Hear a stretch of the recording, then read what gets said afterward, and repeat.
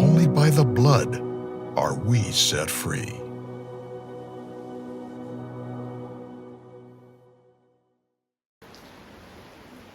uJehova ekhuluma noMoses noAaron uma kubunjwa umkhosi wePhasika, ubanika i-instruction uthi thabathani iwundlu elingenasifo libe ngeleduna, libe ngelomnyaka mnye, nilithabathe ezimvini ngoba uzama ukuconstruct uThixo umkhosi wePhasika. Uthi niligcine izinsuku zibe 14 kuyona lenyanga, uthi nilisuse ezimvini ngoba yonke into ezosetshenziswa nguThixo iyahlukaniswa, iyaphuma kwezinye izinto.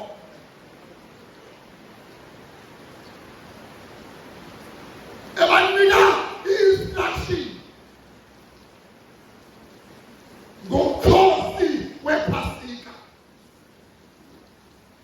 wabanika nesizathu why enza lento uThixo, ngokuba izwi lesiphambano liwubula kwababhubhayo, kodwa uthina esisindiswayo lingamandla kaNkulunkulu. Uthi kubona ilithabathe ilibheke eminyangweni yezindlu zenu nasemakhothameni ezindlu zenu, kothi kwafika ingelosi yokufa idlule, ngoba the word Passover was taken kule vesi. When the angel of death comes, ibonikazi iyakuhlula. Khamendende ethandwa lisu, ngoba uma uNkulunkulu esindisa abantu usebenzisa igazi. Khamendende ethandwa lisu, osiphatha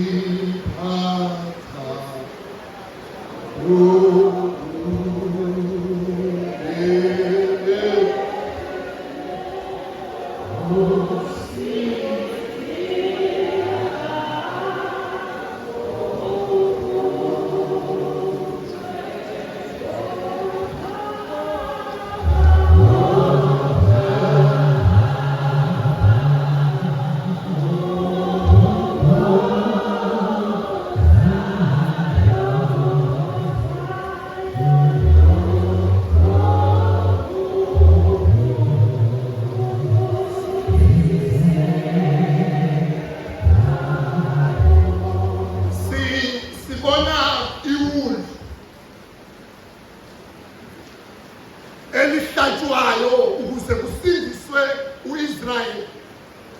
KwiTestament Elisha sibone uJesu Kristu ezosindisa abantwana bakaThixo,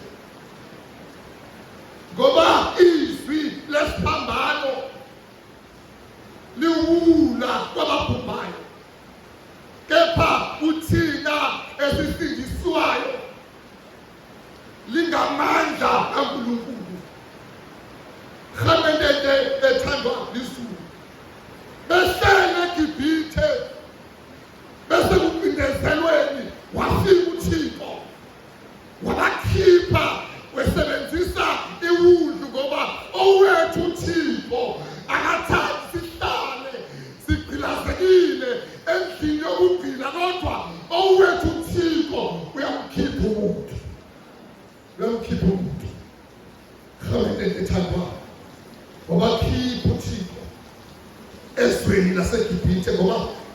sebedlule kuvindezelweni nasebunzimeni esandleni sikaFaro, kodwa uThixo wafika wabakhipha uThixo, ngoba owethu uThixo akafuni sihlale sivindezelekile, kodwa uyasikhipha uThixo, uyasikhipha uThixo. Mhlawumbe lethemba lizulu kunenyoni engiyithandayo bawusikhala ukhozi.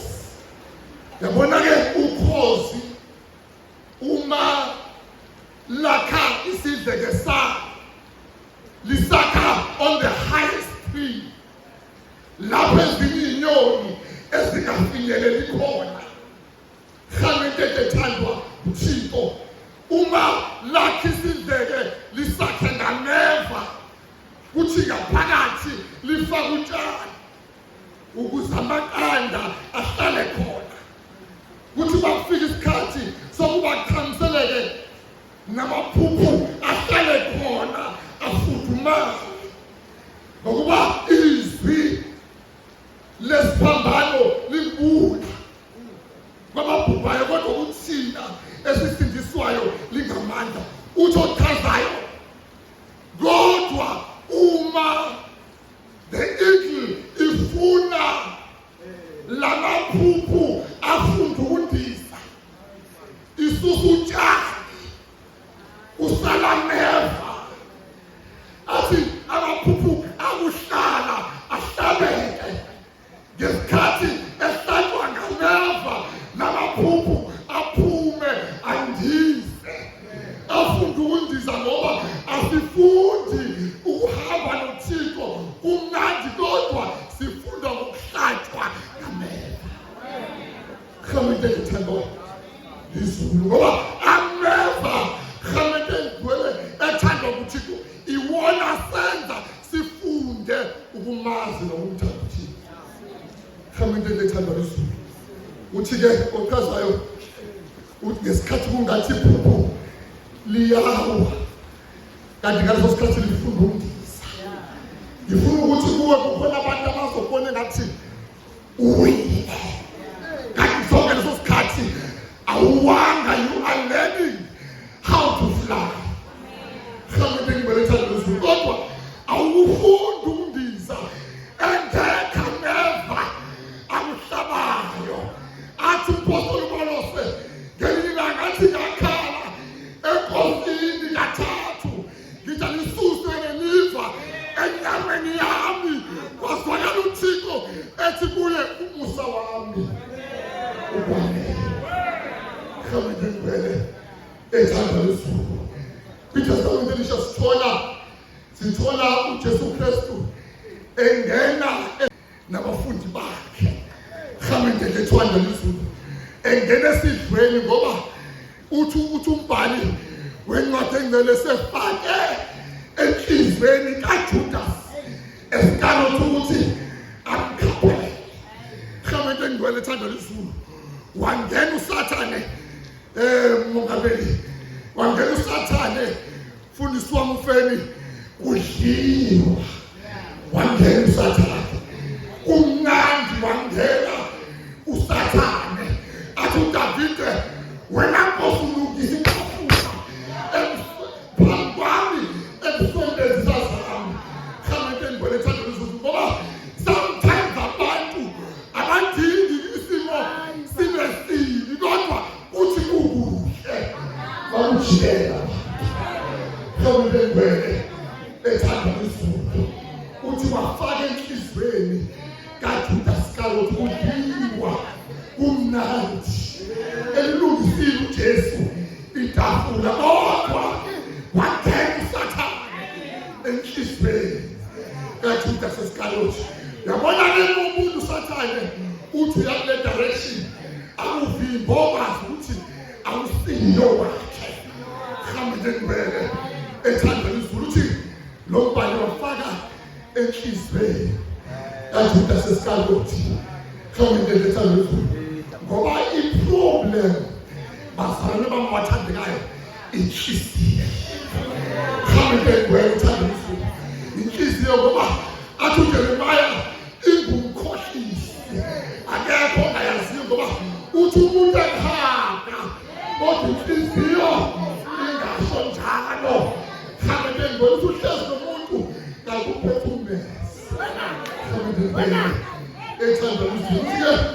uthi lo mbhali uthi uJudas Iscariot usathane esefakile enhliziyweni yakhe. uJudas bazalwane babathandekayo waye executive member of the ministry of Jesus Christ. Waye isikhulu in the ministry of Jesus Christ. uJudas kodwa noma enesikhundla treasure in the ministry, one day Satan enhliziyweni yakhe ngoba isikhundla asingeke umuntu khamike ngwela uyakwazi umuntu ukukhokhela kanti inhliziyo ibonile khamike ngwela ethanda izulu wangena esehlalweni uJudas Iscariot ngoba ihlalo ziyamlimaza. Simfaka umuntu ehlalweni athi aphume ehlalweni angaphinda kuyeke eqhaweni ngoba ulinyazwe khamile ngwele ethanda izulu. uJudas Iscariot akaqali-ke bazalwane umonela uJesu. Uke wathi uJesu egodwa ngamafutha uMaria noMartha emzini kaLazaro wafika uJudas Iscariot wathi la mafutha abangadayisi ngenani elikhulu athengisela abampofu eyani lelithakala ngoba kukhona abantu abafuna izinto ezinhle zingazi kwabanye abantu. Ithi incwadi engcwele wayefuna wayengacabangela abampofu kodwa wayecabangela yena. Khamile ngwele ethanda izulu.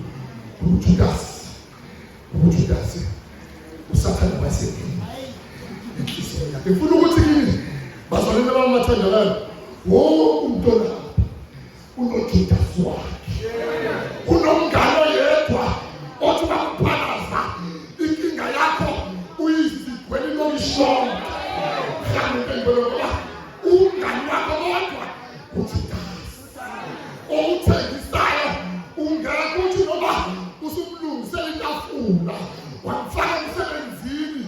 Khamile ngwele kodwa athi akuphuma akushiyele ngoba wonke umuntu unoJudas Iscariot wakhe.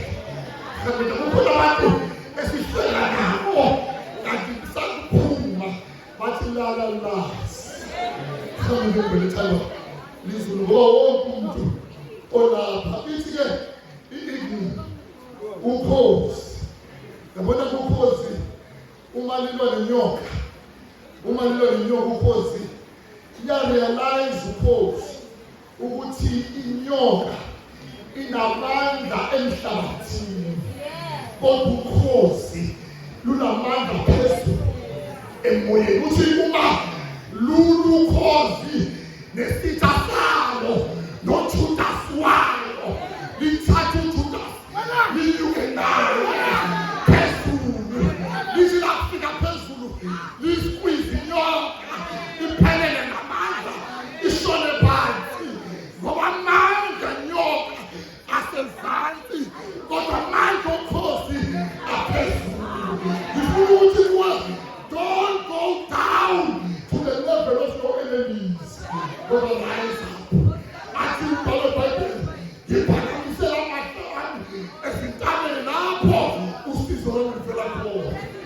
Khamile ngwele ethanda izulu.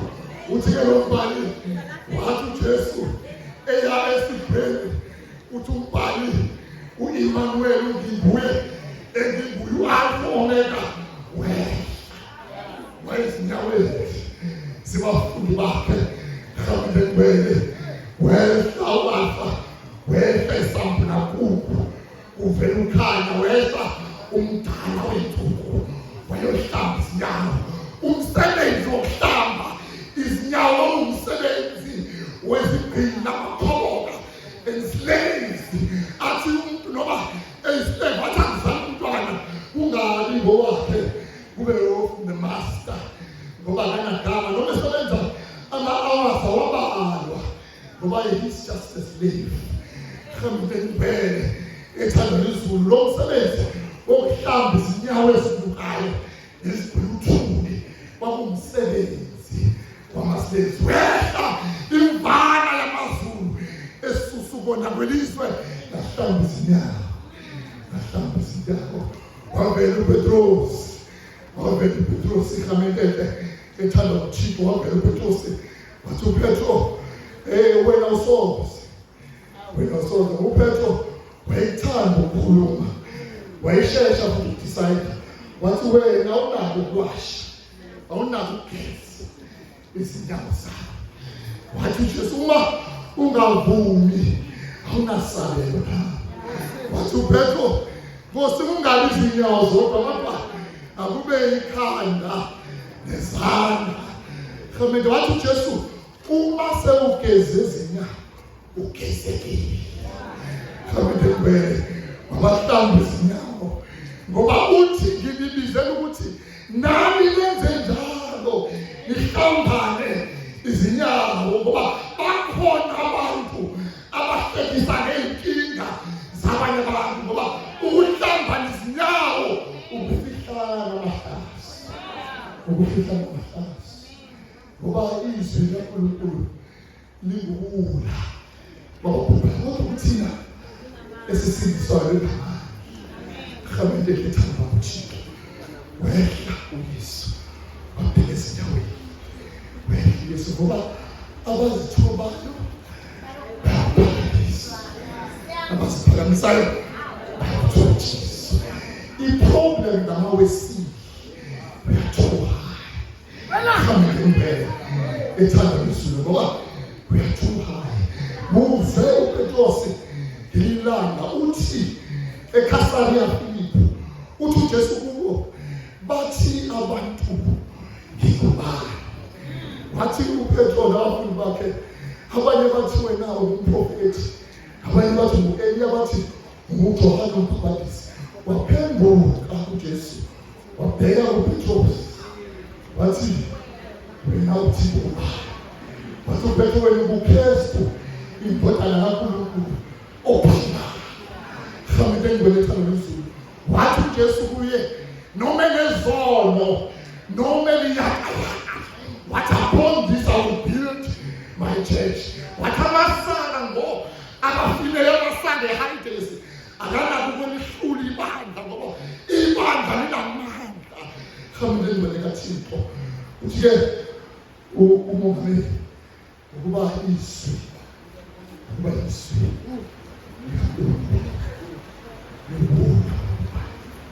kodwa thina esikholwayo esisindiswayo namhlanje sikhala ngibheka iglu ngivumeleni ngibheke iglu yabona-ke iglu kuthiwa iphini yakhe engu-70 kodwa uma ifika ku-40 years impilo zayo ziba too big for iglu nomlomo wayo uba too bended for it to eat nezindipho zayo ziba too bended for it to hide kodwa after 40 years i-iglu ithatha isinqumo whether to live or to die whether to change or to die uthokozaleze bese iglu iyanuka inyukele on the highest peak ishaye ihlahla until umlomo omdala usale kuvele omusha ebese isusa inzipho endala ukuze ngivele zintsha kodwa all this process is a painful process. We life of an eagle. God will change bazalwane. Ayilula. It's painful. Utawambina. Besi eagle isusa impathe lezi ezinkulu ezenza kube nzima.